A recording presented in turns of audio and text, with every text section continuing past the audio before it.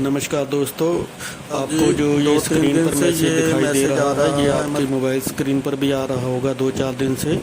तो इसमें कोई घबराने वाली बात नहीं है। ये सरकार की तरफ से अलर्ट मैसेज है, वो चेक कर रही है। कल को कोई आपदा आती है, किसी भी प्रकार की, कोई बाढ़ की, कोई भूचाल की, तो उस समय ये काम आएगा।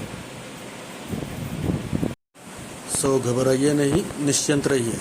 नमस्कार।